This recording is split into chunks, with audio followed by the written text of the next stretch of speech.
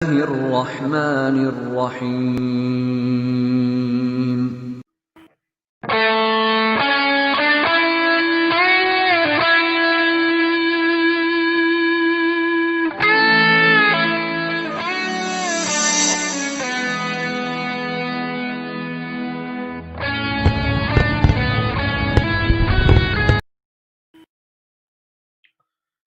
اعوذ باللہ من الشیطان الرجیم بسم اللہ الرحمن الرحیم رب اشرح لی صدری ویسر لی امری واحلل عقدۃ من لسانی یفقہوا قولی ان اللہ وملائکتہ یصلون علی النبی یا ایھا الذین آمنوا صلوا علیہ وسلموا تسلیما اللہم صل علی سیدنا و مولانا محمد وعلی آل سیدنا و مولانا محمد و ازواج سیدنا و مولانا محمد وبارک وسلم وصلی علیہ صلاۃ و سلام علیک یا سیدی یا رسول اللہ صلاۃ و سلام علیک یا سیدی یا حبیب اللہ. ناظرین محترم السلام علیکم ورحمۃ اللہ تعالی وبرکاتہ. آپ کا بھائی شہزاد احمد قادری آپ کے سامنے حاضر ہے. ایس کیو ٹی وی یہ لائیو پروگرام آپ کی خدمت میں پیش کر رہا ہوں، اور بحمد تعالیٰ اس وقت دنیا میں جس کونے میں آپ مجھے دیکھ رہے ہیں، سن رہے ہیں، آپ سب کو پیار بھرا السلام علیکم ورحمۃ اللہ.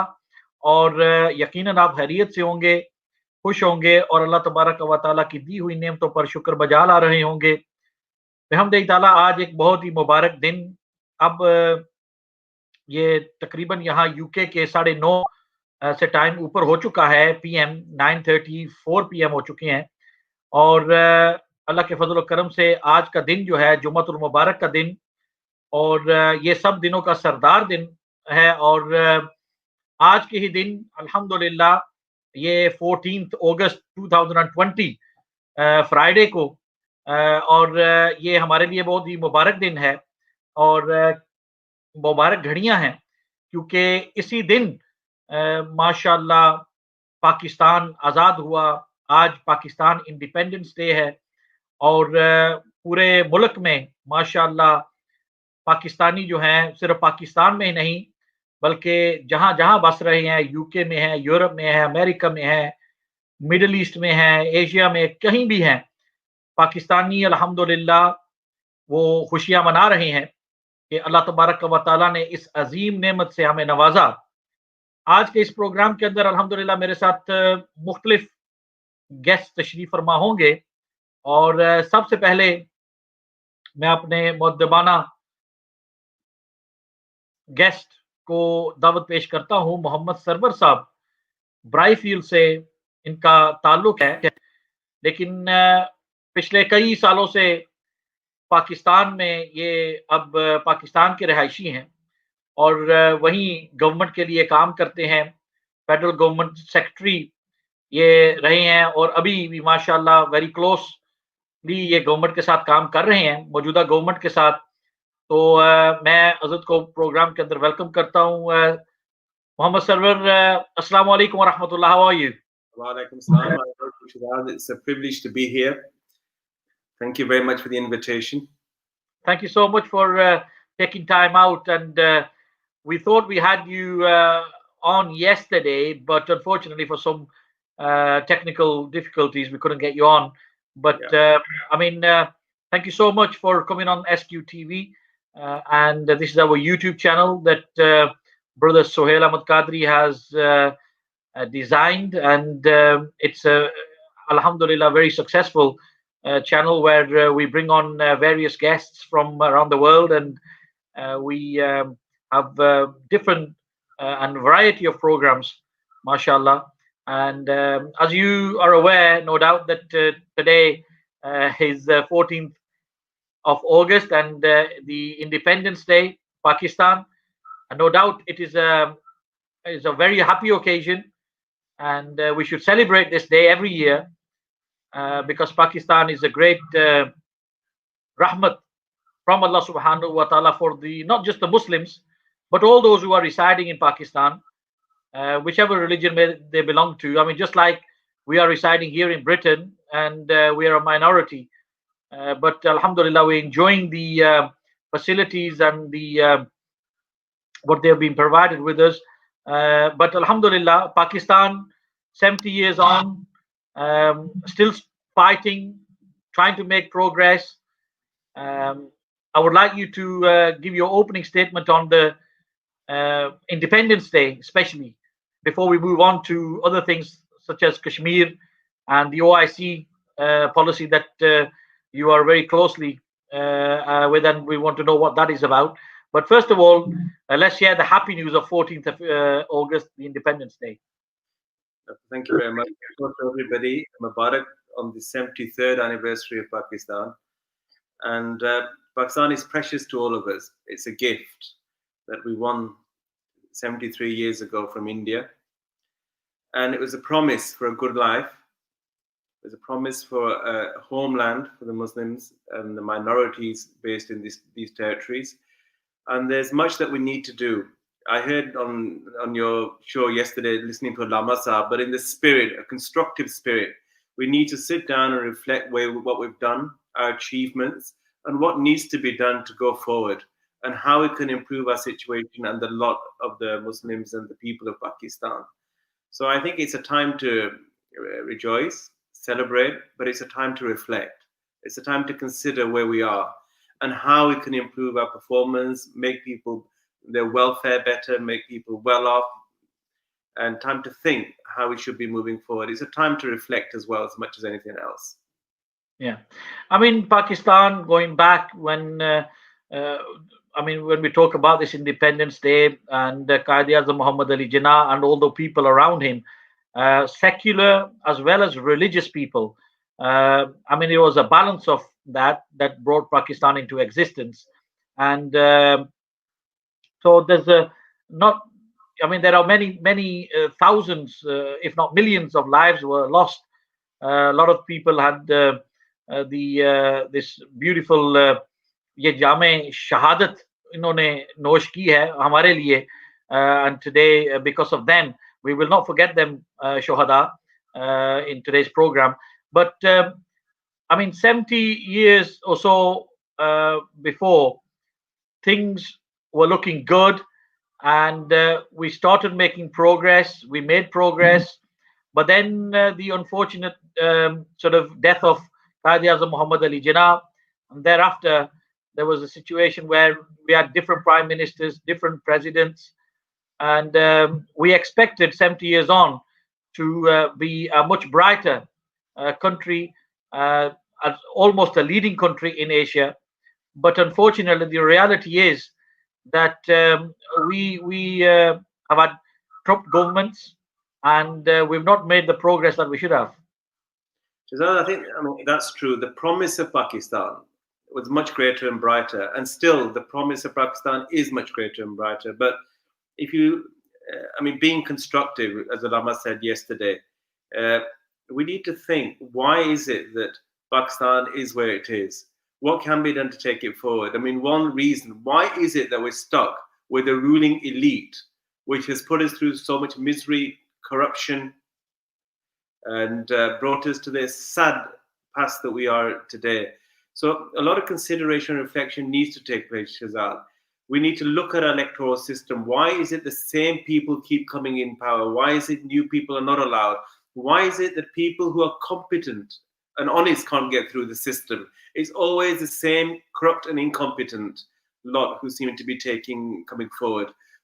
We need to look at these structural reasons, the electoral system, the system of democracy, and we see how we can improve that. But another element that we need to look at is we're sitting in the UK. Many people will be listening to you from Europe who are outside of Pakistan. What is the role of the diaspora? What is the role of the Pakistanis sitting outside? It's not just sending money. A lot of remittances going, and they are important because these remittances are a significant contribution to sustaining the country. As you said, economically, we're not doing too well. But at the same time, this community needs to think and participate in trying to take the country forward. It needs to engage with the leadership. It needs to somehow have its voice and say how it needs to be, how things need to improve in Pakistan, how things can be improved in Pakistan. The people outside of Pakistan come with a wealth of experience. They're participating in different political systems. They're engaging with different communities, different professions. And this is rich experience that can serve Pakistan. But on the other side, Pakistan has to be receptive. And there are structural reasons people from outside can't get into Pakistan. For example, dual nationals can't contest elections. Why not? Why is it dual nationals can't contest elections? Are they any more incompetent or dishonest than the lot we've already got there?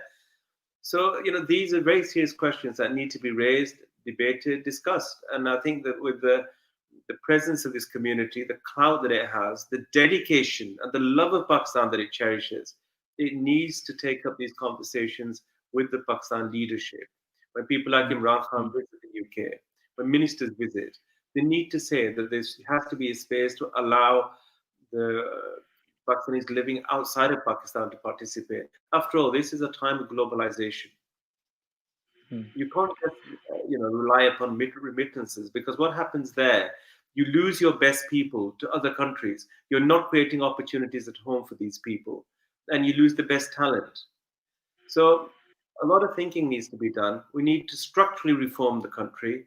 We need to sit down and consider it. But from your point of view, I think we need to create space in Pakistan for dialogue, engaging with talented, committed people, dedicated people who have a deep love of Pakistan to participate in that debate and discussion.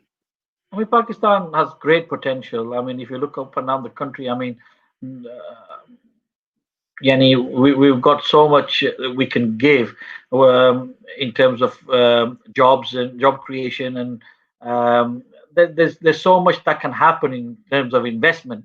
But I mean, people like ourselves, you spoke about, people like us who are living in the UK or Europe. We love our country. We want to go back there. We want to invest.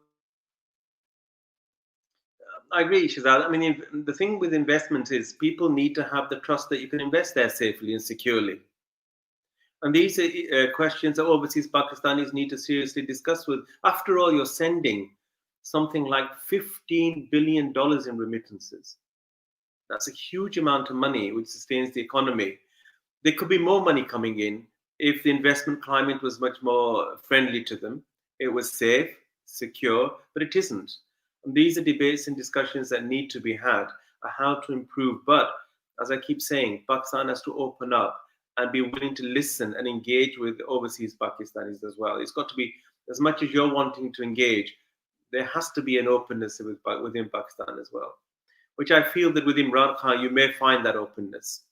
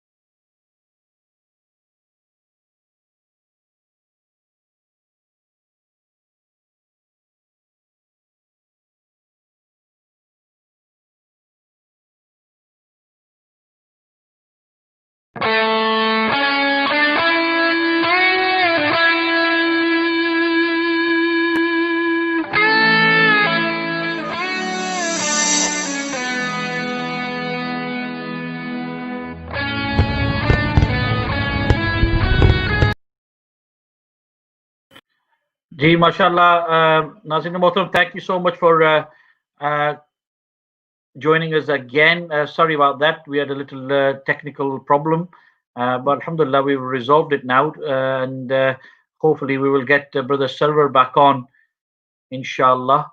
And we were talking about the last 70 years. And mashallah, Muhammad Silver Khan is back on. Silver Bhai, sorry about that. We had an internet issue there. So we'll continue where we left off, and we were talking about the potential that Pakistan has, and the people like us who are living in UK or Europe. I'll talk about myself. I mean, I love Pakistan, and I want to go back there, and I want to make investments there. But when we see the situation there, where we whatever we want to do, we have to have contacts, so we have to give bribes to get anything done. Um, I mean, then there's no sort of trust in between people. I mean, there's so many things that I mean, that are negative at the moment, and people like us who live in a real law-abiding country, and we know that we're protected in every way. I mean, this is something that we lack when we go to Pakistan. So, I mean, it's the old problem again: corruption, lack of transparency in the country. Yeah. Reaching out to Yeah. the people. But I think, I mean, it's a long-standing problem. It isn't going to be solved immediately. And these were one of the promises made by the PTI government, Imran Khan, that we're going to deal with these issues. Obviously, he's struggling. And the reason why he's struggling, there are entrenched, powerful interests who work to protect whatever they've got. And they simply don't want things to open up and be more rule of law based. But my point of view is that you have to keep applying pressure on the government. When these leaders, prime ministers, ministers visit the United Kingdom, Europe, US, you've got to keep pushing them for creating space and reforming the state. State requires massive structural reform. And not only do you create pressure, you have to create support for those people who are trying to reform the state. For example, Prime Minister Imran Khan. You have to, it's not going to happen easily. It's going to be, there's a political economy at work here. And the system works for some people, and it works for people in power. Now, people in power will not relinquish power that easily. It's going to be a process, and it's going to be a bit of a struggle. But as overseas Pakistanis, you must have your say. You must participate. You must raise these issues with ministers, with prime ministers when they visit these countries. You must write to them. You must reach out and get your point of view across. As I keep saying, you have you're sending to Pakistan remittances with over $15 billion annually. Imagine if that could come in. That would hugely boost Pakistan. And Pakistan is a market of 220 million people. It's the sixth largest country in the world. That is huge potential. And because of the reasons that you're saying, we are massively underperforming. Had we been performing to our potential, we would be, given the population size, we would be somewhere near Brazil in terms of the size of the economy. But we're not. But we can see that our neighbor Bangladesh, I mean, how they've progressed, and I mean, they're a lot further ahead than us now, and they were part of us at one point. I mean, Shazan, you're talking about India in the 60s. We're far behind. I mean, you had countries coming over to Pakistan to study our economic progress. They took the lessons, they were dedicated, they're committed, and they implemented them. Today, they're Asian tigers. Same goes with Bangladesh. It's separated in the early 70s, and look where it is now. It's doing far better than what we are. Absolutely. There has to be that dedication, and you've got to keep the pressure on. You've got to demand something. And as I keep saying, a system is sustained because it works for somebody. It works for this ruling elite. And this ruling elite isn't about to relinquish its power and its interest that it's acquired. It's going to be a struggle to try and change the system. But people like Imran Khan and other people who are interested in putting the country right, you need to work with them. You need to network with them. And you need to lend each other support so you can get the change that you want and the country needs. Mm. I mean, Imran Khan has come as a breath of fresh air. Somebody who had he has no past experience leading a government. I mean, he's made it on his own, sort of 22 years of struggle. There's no doubt he's a committed man, but politics is a completely different sort of a game to cricket. But he is an honest man who's trying his best, and but we feel now that that, like you said, he's not made the progress, and that's mainly due to not him but the people around him. Uh, yes, rather again, PTI Imran Khan is one person. Look at other political parties. There'll be good people there. There'll be people in other institutions that you Yeah, need to work, engage, and keep the pressure on. You need to net good work people. Good people need to work together. yeah, That's the only way that you're going to get change. And absolutely. it's going to be a struggle. It isn't going to be easy. But Yeah, you've got to reach out to each other. You've got to network. And good people have to put in the effort to try and make that change that we need. absolutely. I mean, we've had, since he's been in government, we've had a number of problems. I mean, obviously, he had to deal with corruption, and then he had to deal with the coronavirus, and then he's trying to make progress, but there's things pulling him back. And now, over the last year, we've had the situation in Kashmir, and going back in 2019, 5th of August, the Modi government, they placed restrictions and enforced the military onto the people of Kashmir, and which is no doubt illegal in many ways. And today, a year later, the situation is a lot worse than what when it started. Even though Imran Khan did a wonderful speech at the UN, and he is leading the campaign, but we've seen that Modi's government has been backed by various lobbies, and we've seen that over the last couple of days that UAE and Israel have made a pact, and we've seen that Saudi Arabia has demanded their money back, and we want to talk firstly about the OIC policy. Uh, I mean, for the people that don't know, just tell us what is the OIC policy and what is OIC? Yeah, I just go a few steps back. I just want Yeah, to say that the Indian actions last year, the annexation, this is the illegal annexation of a disputed territory, yeah, internationally recognized. So it is illegal under international law to do what they have done.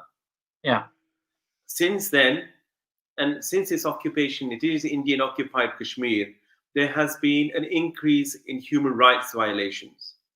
This is not just for Muslims. I'm saying this the world over. Whoever's concerned about human rights, that the human rights violations cannot go unnoticed. There are United Nations reports, Human Rights Watch reports, Amnesty International, and there are human rights groups within Kashmir reporting the gravity of the situation, how people are being treated, and I think yesterday I was watching on social media the extrajudicial killings. These are illegal killings of young Kashmiri people. yeah, So that's where the situation is. They're trapped in a situation where you have a massive concentration camp. An entire territory has been reduced to a concentration camp. So that's where the poor Kashmiris are at this moment in time. As I said, it's illegal under international law, and under international human rights law, these violations are illegal. Now, what has happened? To get back to your question, is the UN. He's been pushing it as far as he can, but admittedly, we've been struggling. And then lately, mid last week, Imran Khan came out openly and he said that we're not being supported by the Organization of Islamic Countries. Then, in particular, Saudi Arabia as the leading country, but it isn't Saudi Arabia, it's UAE as well. And there's a number of other countries who have given Modi award. I mean, go back a little bit in history. It isn't just Kashmir. There's the Barbados incident. There's the Kashmir incident. This Modi has been over a period of time. This Muslim Muslim massacre. So the country, when they gave the awards, knew what they were doing. They knew what type of government they were facing. What these policies were trying to persecute and oppress the Muslim community. Basically, annihilate the Muslim community. So I'm struggling to hear you because I think your mic. I think come a little bit closer to it because I can't. Uh, Yeah. yeah. Okay. And so the next question is, as I said, Imran Khan has been, we've been struggling.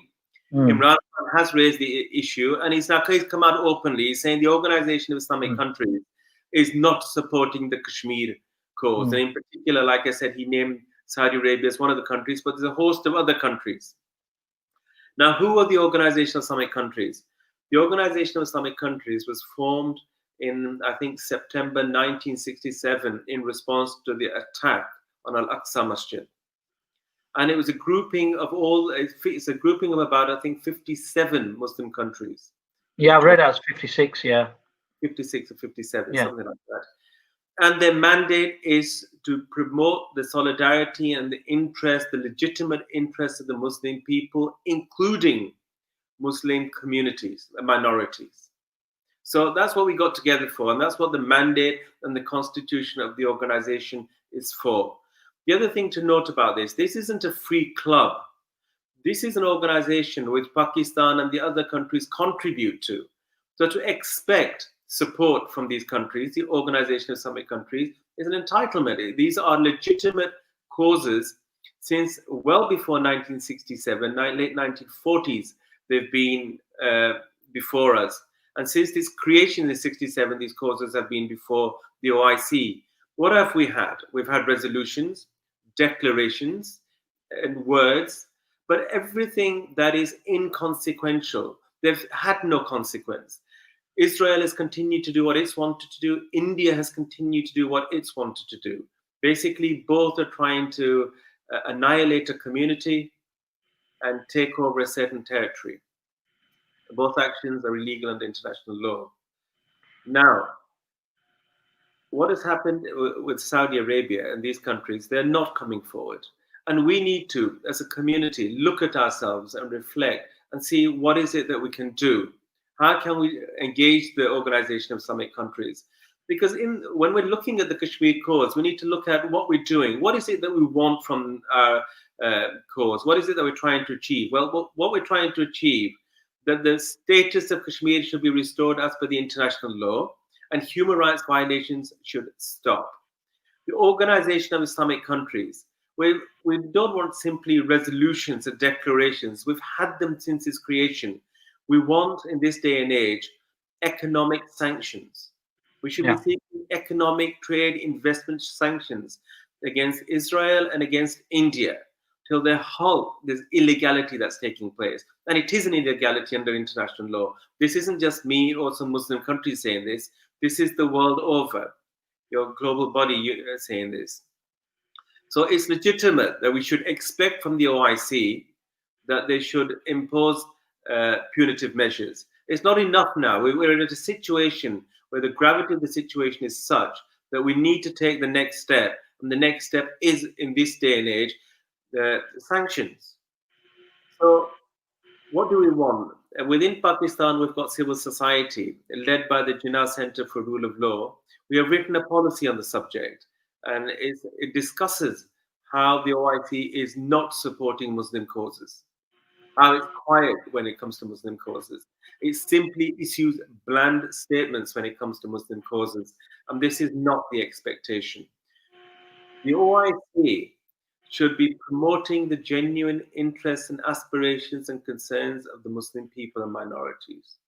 If it can't do that, Shahzad, then the OIC needs to be reformed. It needs to change. It needs to change so that it is as the EU is to the European citizen. It needs to establish that relationship. And if it can't do that, then Shahzad, a new alliance is required. And this is precisely what Imran Khan has said. Nobody wants to do with the OIC. We're saying the OIC needs to step up. It needs to understand the gravity of the situation instead of being in bed with the aggressor. Being silent in these circumstances is criminal, is complicitous. Mm. You can't be silent when you have such gross illegalities and violations. People are dying. And what's happening? You've got these countries more concerned about profit than Muslim lives. That, in Mm. a nutshell, is your situation. It's profits over Muslim lives. And that's not an acceptable situation. Well, we've seen that in Iraq. I mean, and even now you talk about the Muslim countries. I mean, look at Rohingya, look at Gaza, look at Syria, look at Bosnia and Chechnya, even the Muslims minorities in China. Yeah. I mean, it's everywhere, and we've never, even when Iraq was being invaded illegally, the UN just stood by, and I mean Kofi Annan at the time, he was a great guy, but he just didn't seem to have any authority. I mean, he was. I mean, every time that we saw him on TV, he just didn't seem to have the answers, and I think, I mean, the Jewish lobby, the who are or the ones behind the UN, and they do whatever they want. So I think everybody's taking they took the UN for a joke, and they're taking the OIC for as a joke as well. Well, Shazad, I mean, you've hit the. Where is the OIC? There are all Yeah, these situations going on. There are yeah. Muslims in the Caucasus, China, Rohingyas. There's Israel. There's Kashmir. Where is the OIC? Precisely our question. It's not. It isn't there, except for making very well-crafted diplomatic statements that have no consequence. And, Mm. and let me tell you something. The OIC is the second largest intergovernmental body in the world after the UN. We have Right. massive economic clout and influence if Mm. we were to invest in each other, but we're simply not willing to do it. There is a group of countries who've decided otherwise, that they're not going to support these causes. They've decided that they're quite willing to work with the aggressor countries to tolerate the violence at the expense of the Kashmiris and the Palestinians, and forget about the justice or injustice that's done to them, and proceed with profits. This is about investments, profits in a global neoliberal age. This is all that they're concerned about. And if that's what their concern is, then the OIC needs to look at it again, look at itself, because the OIC is about Islamic solidarity. It is about supporting and promoting and protecting Muslim countries and minorities. It isn't about simple profits. So this whole debate needs to go. Like I said, the Jinnah Center for Rule of Law in Pakistan has written a policy paper. I've shared it with you, which I think we should share globally. But Shazad, Pakistani community here, one, it needs to meet up and network with its Arab counterparts and other Muslim communities, Turkish, Malaysian, and other communities, and write petitions. Doing protests is very good because it makes you visible and it articulates your presence and your concern. But you need to engage with your MPs. You need to write to the Secretary General to the Organization of Islamic Countries. You need to write to your own to countries like Pakistan, Saudi Arabia. You need to take the pressure for change. And we have a legitimate cause under international law and international human rights law. We're trying to enforce the international legal regime, international rule of law. That is all that we are trying to do, which is as legitimate as any. I mean, you've recently seen the Black Lives Matter, Yeah. the black guy who got murdered in America, um, and the protests were throughout the country, and without even starting a petition, they won the argument. And it wasn't just black people there, but there was all sorts of people from various backgrounds who attended the march and attended the protests. But here, when we talk about Muslims, I mean, we see that, like I said, that not just in Pakistan but in other parts of the country as well. Um, we're struggling to. I mean, here in the UK, we did a protest last week here in Burnley, and it was very successful. But we lack the involvement of our MPs and our councillors, local councillors, county councillors, and this is. I mean, we could protest all day long, and all week long, but if we don't have the backing of our local councillors and county councillors, how are we going to be able to achieve our voice in the parliament?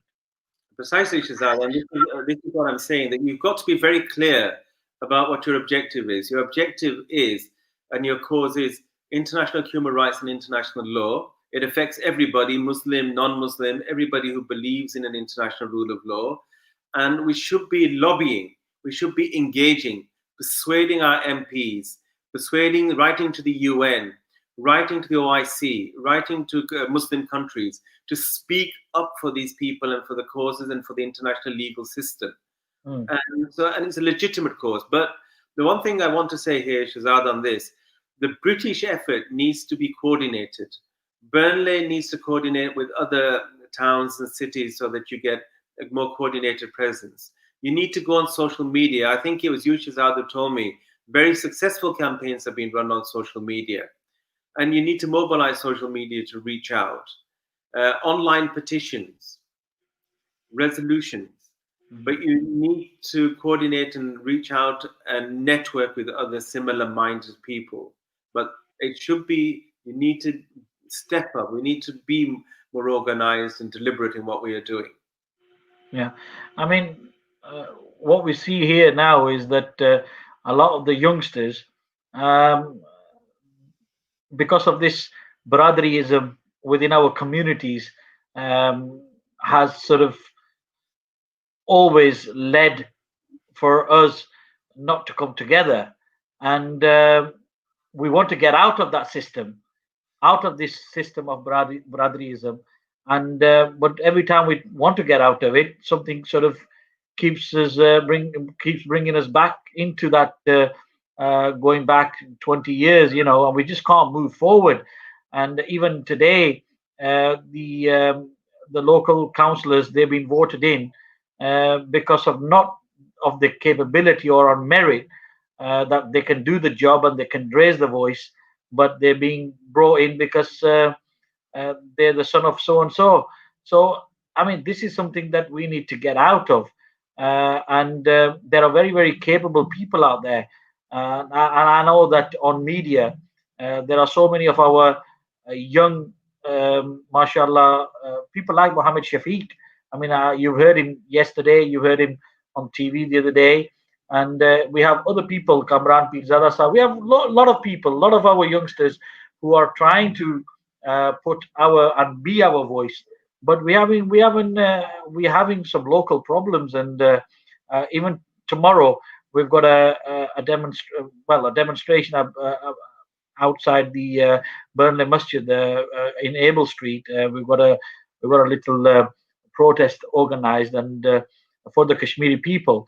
But last week there was none of the councillors available, saying that they were restricted by the government, and we've demanded to see on paper where have they been and why have they been restricted. But that is the problem at the moment. What can we do? This is my question to you now. I mean, you've spoken about social media and whatnot. We are trying our best, as you can see. We've been on air for the last couple of weeks now, but the reality is that we need some guidance in how we can. I know that when the cartoons were made on the beloved Prophet Sallallahu Alaihi Wasallam by a guy in Denmark, we launched a petition, an online petition, and I think we got over a period of 3 or 4 days, we reached 1 million signatures through the mainstream TV, where we got amples of time on mainstream TV.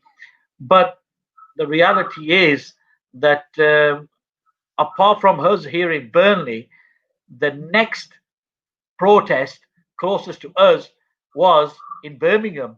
So you can just see, and the Bradford one was cancelled due to pressure. So how else can we raise our voice? I mean, you talked about online petition. Yeah. Shazad, I don't understand what the pressure is, because you're not trying to do anything illegal. You're trying to No, support the international rule of law. You're trying to support a position endorsed by the United Nations. You're trying to. So I don't understand when these councillors and others say to you the pressure and the political parties or what pressure are they talking about? As voters, you have the right and the entitlement to ask these people. They need to be accountable to you. You need to demand from them. This is a legitimate cause under international law. It's aggression that they need to speak up. And if they say there is a reason that they can't do it, they need to explain what the reason is. I don't understand what the reason can be here. So, but from your keep pushing these councillors. They need to come out, and you need to hold them to account. Uh, they need to be accountable for what they're saying. but this is something that we need to do before the next election.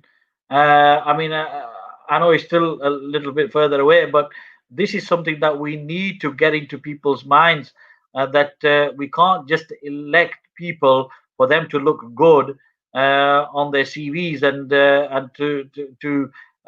for somebody to say that, oh, so and so's son is a counselor now. We want them to actually do the work now, and Yeah, this is the time of need, and this is and if they can't do it, they should get out of it. and she's either there to serve they are public servants.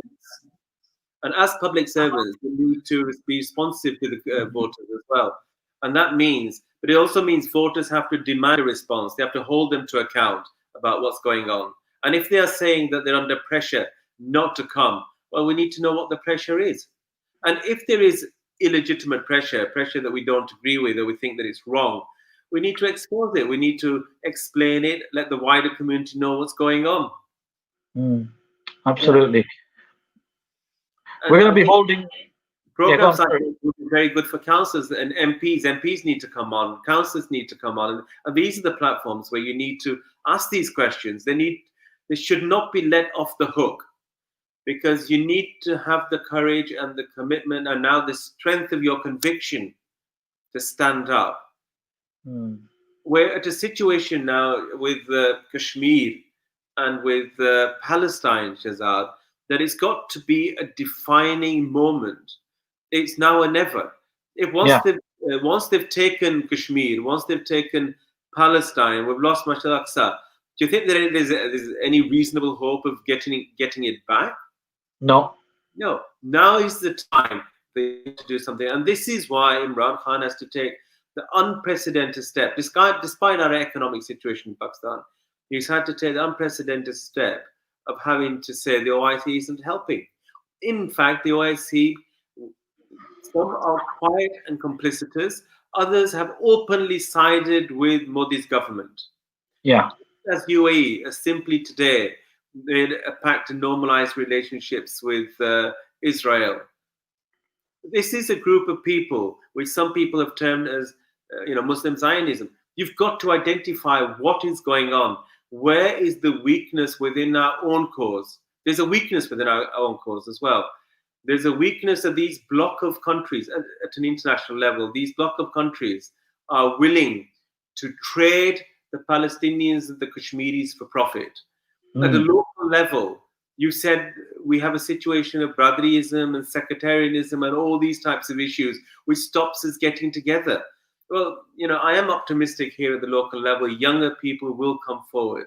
They will demonstrate more courage and more commitment and a better sense of proportion and reason as they go forward. And I think that's where your hope is.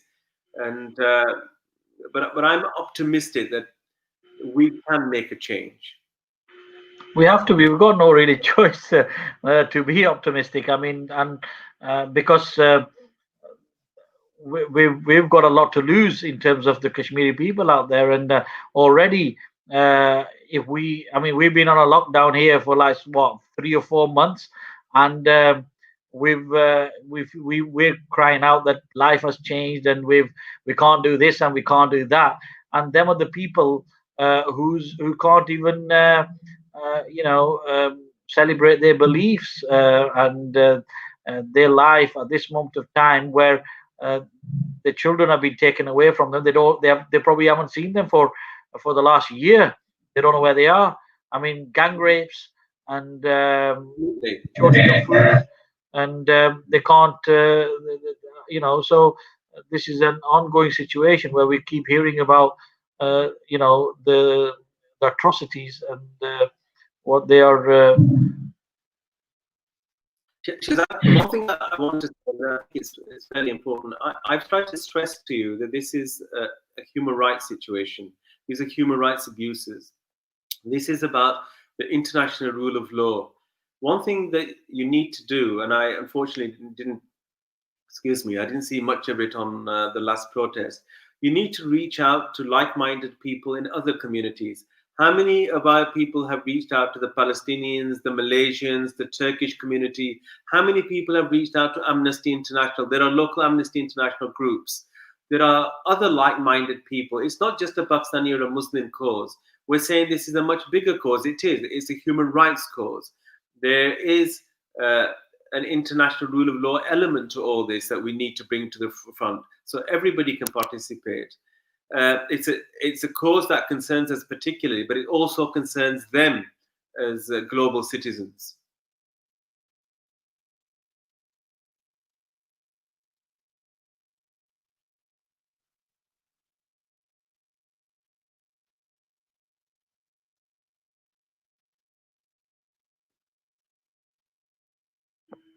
Yeah. Go, sir. You were saying that you were going to say something important there. We had another internet problem. Sorry, I'll just repeat what I was saying, that the Israel, the cause of the Palestinians, the Kashmiris, the Uyghurs, the Rohingyas, these are not just Muslim causes. They are dear to us, but they're also international human rights causes. They're about international rule of law. They're about the international system of governance. So we need to engage with like-minded people in other communities. You, as one leader of the Muslim community in this area, you need to talk to the Palestinians. You need to talk to the Turkish community, the Malaysian community. You need to talk to people in the church who are concerned about these abuses. You need to talk about people in the Amnesty International. There are local branches of Amnesty International who are writing reports about the human rights abuses. So what you need to do, you need to develop wider coalitions. It can't just be about us Muslims. It's much wider than that. We have to develop wider coalitions. One, sort out our own house. And secondly, in terms of moving forward, you need much wider coalitions. You need to network with all like-minded people. Kashmiris, non-Kashmiris, Muslims, non-Muslims, everybody who is concerned of what is going on. As a global citizen, we need to deal with this situation at a much higher level than we are doing. Okay. I mean, just on a lighter note, so I mean, you've been living in Pakistan for the last how long is it? Maybe nearly 20 years? Over 20 years. Over 20 years. And I mean, going there and living there for 20 years, um, what do you, I mean, in Pakistan or here, which one do you prefer? Shazad, I love my life, and I love this place dearly, love the community. I still identify with it, but Pakistan still has a very special place. Jinnah's vision of Pakistan, Allama Iqbal's Pakistan, is something that we're still aspiring to realize. And Yeah. inshallah, we will, but we have to keep on struggling. We have our struggles in Pakistan, but we have our struggles here, as you rightly pointed out. Yeah. And in this day and age, people There's don't no, a single identity. We have multiple identities. You're British, yeah. you're Pakistani, you're Muslim, you're all these things. Yeah. You enjoy the fruits of different seasons in Pakistan, and we don't do we don't do that here. So Yeah. we miss all them things. Great food, great sort of sightseeing, and there's so much to that beautiful country. There is. I mean, it's a gift. Allah Ta'ala has blessed us with so much. It's just that it's painful to say that we're not realizing the potential. Yeah. There's a ruling elite that just hasn't owned this country. Yeah. It's taken it for what it can take. It hasn't owned the country. Look at it this way: Israel was created about the same time as Pakistan. Look at where that country is. And we are still trying to export our labor. We should be a country that can look after its own people, look after its own labor, develop, use that expertise. Other countries are concerned about the brain drain. We're encouraging a brain drain. Your best minds are leaving the country. Mm. And it's very sad. But we have to keep pushing. We have to keep pushing for Jinnah and Allama Iqbal's vision to realize the Pakistan that was promised, to realize the promise of Pakistan in the constitution. And here, Shazad, we have to teach people history. We have to teach them what Pakistan was as a promise. Look at the constitution. More needs to be done. The system of education in masjids needs to be much more improved so that you're geared up for this community, for the challenges of the 21st century. There are a lot of challenges on this side as well to improve the lot of the community. Mm. Thank you so much for giving time today, and no doubt I'll see you tomorrow at the Gosia Center in Burnley, where you will be making a speech, and along with others, and we'll keep going, and we'll keep stressing, and we'll keep raising our voices from here in Burnley, and we'll keep applying the pressure on our councillors and our MPs, and so that we can keep pushing for the people of Kashmir, and wherever Muslims are. It's not just about Kashmir, but wherever Muslims are, wherever they need us. It's not just about the Muslims either. I mean, we want everybody to live in peace and harmony. And, it's not just about Muslims, but we want all religions to live side by side peacefully, and so that is something that we will keep um, working on with your help, with your guidance, inshallah. And I will see you tomorrow at the Wosi Center, Nelson, Burnley. Thank you very much. It was my pleasure. I look forward to seeing you tomorrow. Jazakumullah khair. Thank you so much. That was Muhammad Sarwar Khan from Briarfield, online with us, mashallah, and give us an insight into the OIC and the current situation in Pakistan, in Kashmir. I thank him for that, and inshallah tomorrow we've got a little protest going on in the Gosia Center next door to the Burnley Masjid on Abel Street, and if you can make it there, please do come. We'll have some great speakers, and no doubt that we have to keep fighting for the people of Kashmir. They're our brothers and sisters, and inshallah we will not forget them. Thank you so much for watching today's program on SQ TV. Jazakallah. Wassalamu alaikum.